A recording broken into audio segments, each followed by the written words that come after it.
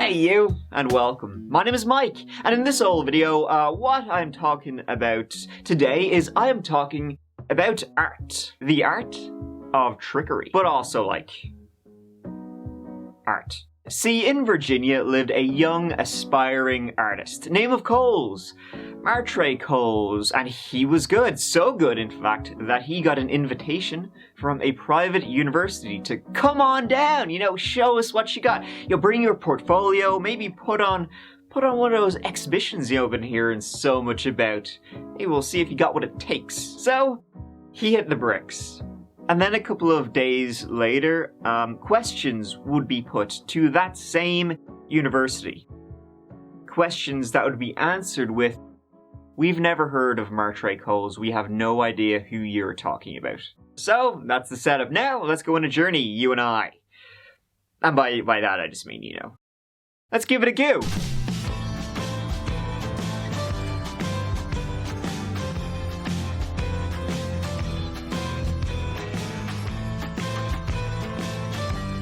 So, to set the scene, as I am one to do, the setting is Ohio. Now, okay, it's Eastern Virginia for a change. If you were to follow some of the many estuaries of the Chesapeake upriver, you'd eventually arrive at Richmond, state capital and home of give me liberty or give me death. I would say give me the first one, or give me a head start. And there lived 19-year-old Martray Coles.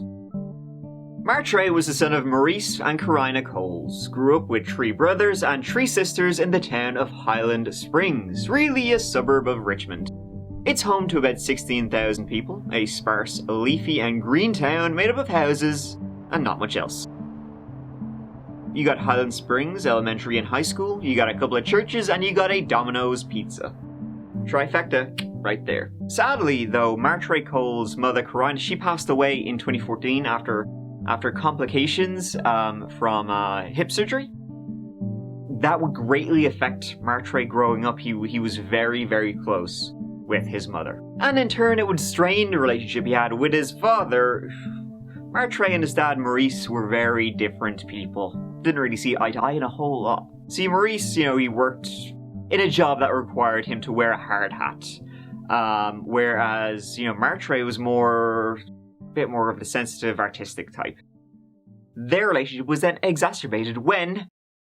what's her name? About a month after Carina's passing, Maurice's new girlfriend moved into the Coles family home.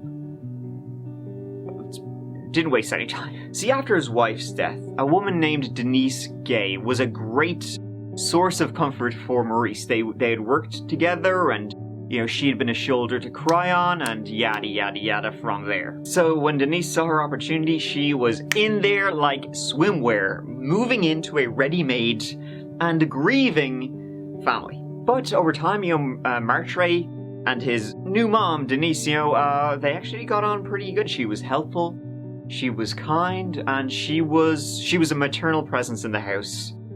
But she was just there. She was there. Denise, she had 2 daughters of her own. She had 19-year-old Latoya, who lived by herself in South Carolina, and then 9-year-old Elena.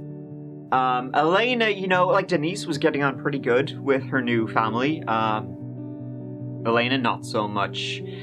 She was a bit of a troubled youth, and so now that there was a new family, let's put it this way, Elena wasn't too keen on sharing her mother with this whole new group of people she didn't know. She was, as I said, she was troubled to the point that once she stabbed Martray. She stabbed him. Now, Martray would keep this to himself. He wouldn't really tell his dad about it. He was just trying to keep the peace. Really, after his mother died and Martray started getting into his late teens, he was really just ready to get out. He was just ready to go.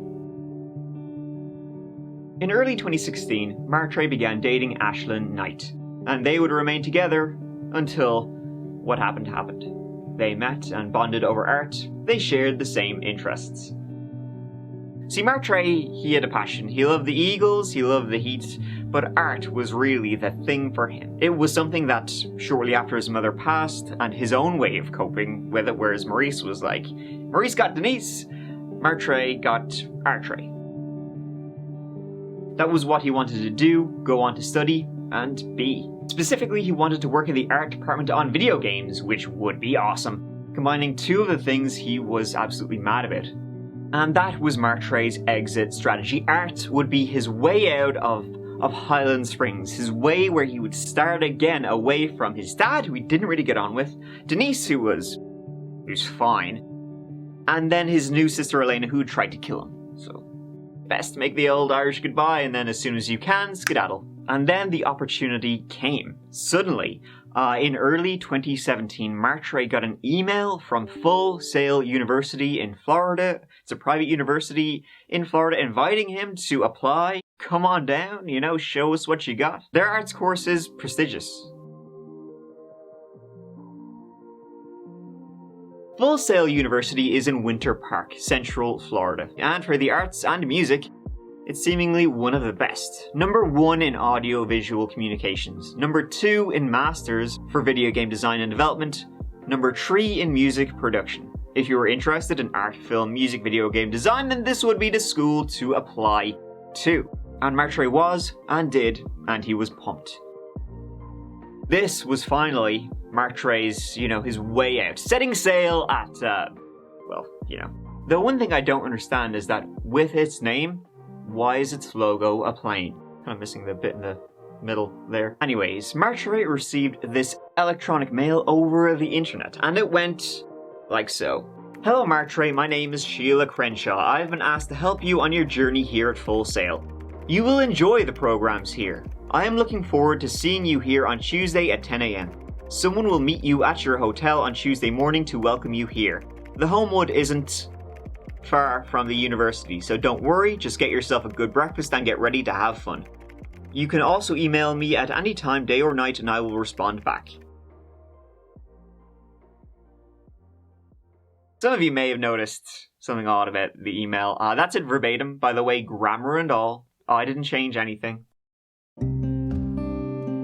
Martray was asked to prepare a portfolio of his work, to make a papier-mâché mask as a little project, because apparently he is 4 years old, and basically to get all of his stuff to show off at the university so they could judge, I guess, if he was good enough to get in, and then to be at a bus stop in mid-March where they would essentially pay his bus tickets, to go down from Highland Springs to Winter Park, put him up in a hotel fully comped. He was due to get the bus on Sunday the 12th of March 2017. The night before, he stayed with his sister, Michelle, at her place. Then the next morning, the Sunday, she dropped him off at his dad's place, and from there he was to get the bus. But later on that day, Ashlyn, his girlfriend, she was texting him to no response. When he should have been on this long old bus drive down to Florida. They had planned to be, talking over the phone. I mean, they were dating, they were in constant contact. But now, nothing. So did he make the bus? Was he on his way to Full Sail? Had he made it? Or was he, he was like, I'm going there, I'm getting in, and I'm cutting ties with you losers back home. But see, that wasn't like Martray at all, to do something like that. So Ashlyn then contacted Martray's sisters to see if they had heard from him, was he alright? Was he on the bus? Was he making tracks okay? And they hadn't heard from Martray at all either. They, Michelle had dropped him off at the dad's house, and then he was supposed to go from there to the bus, but nothing. So what Michelle did was she drove over to the Coles family home where she had dropped him off, and the house was empty. But then she did see Denise, and Denise's daughter, now 22-year-old Latoya, coming out the back, and then Michelle was like, was Martray here? I dropped him off here. They said, no, we haven't seen him at all. They said they hadn't seen hide nor hair of him, and Michelle was worried, because when she was dropping Martray off that morning, he sounded rather, maybe a little bit upset and depressed. He had talked about his mother a lot and how much he missed her. And then, when they would speak with Maurice, he hadn't seen Martray either. He had come home from work that morning. He said he didn't see him at all, and he just went to bed. So then, Ashlyn, who was able to access Martray's email, had a look at that Full Sail email he'd been getting to try and find out what was the dealio with that whole thing. And she noticed it was sent from this email address. a Gmail address, not a Full Sail university address or a .edu address. So that was kind of scammy, fake, fraudulent. And so what they did then was contact Full Sail University, contact their recruitment department and be like, hey, listen, have you heard, we had some emails here claiming to be from you to a guy named Martray Coles in Virginia. And they were like, no, we have no record of ever contacting a Martray Coles. That's not an email address we would ever use. So who had been sending those emails? And the police were of no help. Because he was an adult, he could have left of his own accord. There was no sign of foul play other than the scammy-looking email, and his father, Maurice. His dad, Maurice, also wasn't concerned about his son missing. No, but they hadn't been getting on so great, so, and days passed. Then, on the 2nd of April 2017, so 3 weeks after Martray was last seen, when Michelle dropped him off at his home on the Sunday, the 12th, a man named Larry Anderson was walking through a park that's about 5 miles south of Highland Springs. He was on his break, he was working time, but he was on his lunch break. He was just walking through the park, enjoying a nice day. He was having a cigarette, wandering about. And then at one point, he walked past this electrical box, and beside he noticed a storage container. It caught his eye, but what made him stop dead in his tracks was he saw a sneaker sticking out of that container. Something about it felt very odd to him, so he wandered over. He opened it and he saw a body inside, folded like an accordion. Seemed like this male body had been dead some time. And like the 911. I found a dead body over in the woods. I just reported it. I don't know what to do. I didn't smell anything or anything like that. And you're certain it's a human? Yes, it's a man. It looks like, I didn't stay there and look for a while, but it looked like a African-American black man. The police quickly arrived, and upon inspection, matched it to our missing Martray Coles. They matched it pretty quickly. He never made it to Florida. He was 10 minutes from home the entire time. There were no signs of trauma on the body, no bruises, knife wounds, gunshots, anything like that. His hands and his legs were bound. Suffocation was most likely, and a toxicology report that would be done would find sleeping agents and GHB, which we've seen before in a couple of different cases, namely Stephen Port, the serial killer. They found that in his body, so he had been drugged, to the point of passing out, and then asphyxiated to death. So who would have done this? Who would have maybe been luring Martray out with fake emails and then murdered him? Well, they wanted to, of course, as you can imagine, immediately inform the Coles family, who would be devastated. But something stopped them from doing that. See, an incident that was really interesting to this now murder investigation was that only a couple of days prior, on the 31st of March, police had been called to the Coles home. They had a burglary alarm. Police rocked up, and young Elena opened the door. LaToya was there too. You alright? All good? Elena would say it was a false alarm, but she wanted to speak to the police. Yeah, you're not gonna run, right? Now, 12-year-old Elena was telling the police that she had seen Martray Coles be murdered. She had witnessed him being murdered inside their home by her mother and her sister. Rosie? So, when did this happen? A week ago? Where did it happen? In the house? So how did it happen?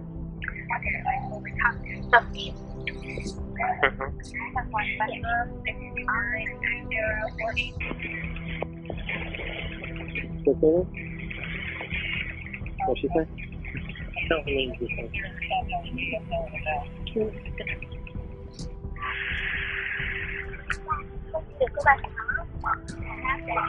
She said she saw Denise and LaToya hold him down and suffocate him to death. Then put his body into this big plastic container and off they went. So you're saying they put him in some type of container? Where's that container? Lying to the police is against the law, you know that, right? So if you're making this up, you can get in a lot of trouble with that.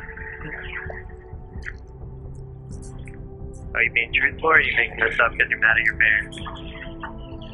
So, I mean, obviously putting two together, well, you don't have to be Sherlock Holmes to try and track this one down. But Denise had always been nice to Martre, and LaToya lived out of state, so she barely would have known him. What if Elena was speaking the truth? Why would she? What was the motive? Why would Martre have been killed? What was her reason to do it? Denise did have a history of fraud. She had even done some time in prison for it, but nothing violent.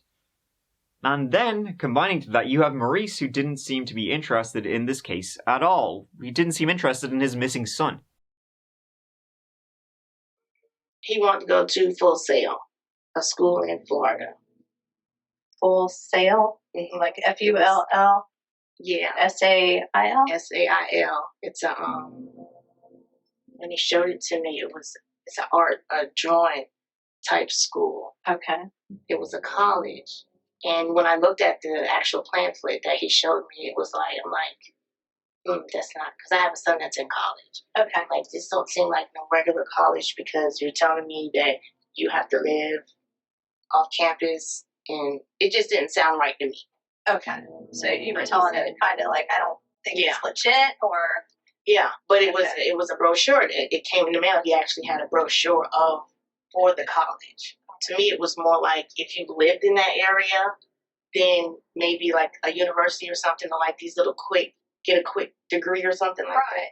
I took it in the mindset of something like that. Kind of like the technical schools. Yeah, not something you go away and I'm living on campus and stuff like it. Right. It wasn't. Not a four-year college or even a community college situation. Right. Okay. The police started questioning each and every member of the Coles family without telling them they had located Martre. They were trying to get, background information and see what they could piece together before everybody was on the defensive, knowing that, he'd been found. Because the only thing they had to go on was a 12-year-old girl's word. No motive, no evidence. Yet.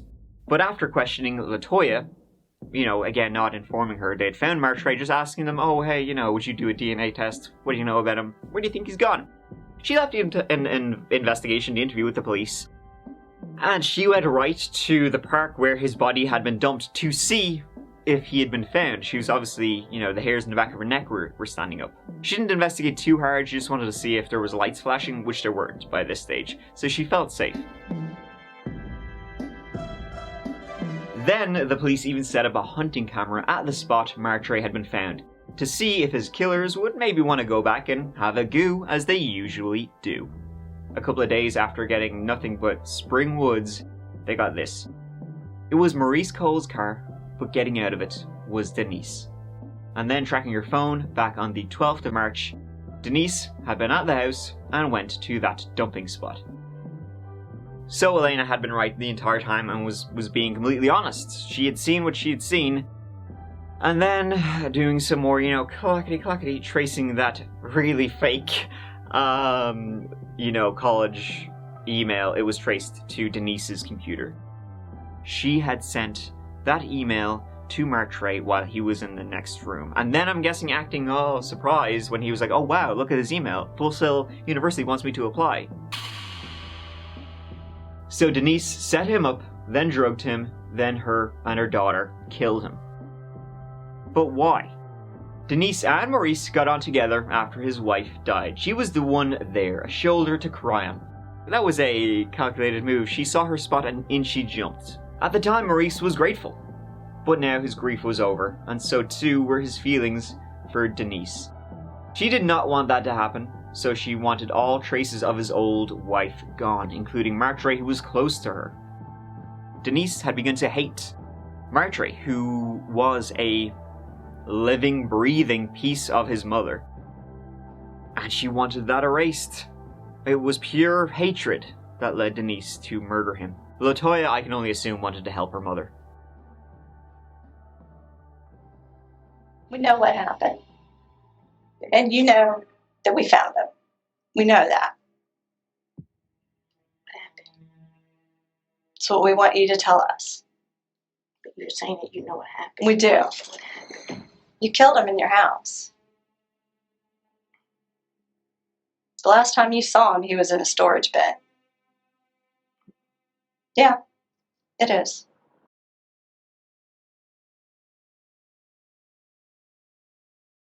Martray Coles' body was found last week, weeks after he went missing. Henrico police confirmed Cole's death Tuesday as Denise Gay was booked and charged with his murder. Court paperwork also shows LaToya Gay as a co-defendant, and they're awaiting extradition from South Carolina. Both Denise and LaToya were charged with murder and conspiracy to commit murder. There would end up being 2 trials. In the first, they got the conspiracy conviction. On the murder, jury deadlocked. But in round 2, Maurice would testify after he found texts between Denise and LaToya planning the murder. In May 2018, Denise Gay was sentenced to life in prison. LaToya Gay was sentenced to 20 years in prison. And so ends the story of the artist who was pretty cruelly tricked by evil. I guess. I mean, you know, we have stories, we always have murder reasons of greed, life insurance, you know, love triangles, which comes up again and again, sexual nature, whatever. This was just pure hatred for Martray. Poor old Martray, who never did anything and just wanted to get away from it all. And, you know, was tricked into thinking he had, but it was just a plot to get rid of him, you know, permanently. Denise's hatred for a reminder of what she could never be led her and her daughter to, well, I mean, their lives are kind of ruined, so. He thought he was going to set sail to full sail, but instead, tragically, that'll never happen. But now, I guess kind of on the flip side, I mean, Denise and LaToya have a lot of time to brush up on their art skills. I can't imagine that's any comfort to them, though. They don't have much else to be doing for the next 20 years. I forgot my watch. Thank you so much for watching. I really appreciate you being here with Misha. Really. Thanks, Sinead. Sure. Listen, go on. I'll see you as always real soon in the next video. So if you want to subscribe, that would be great. Or check out any links below. That would also be swell. But you know what?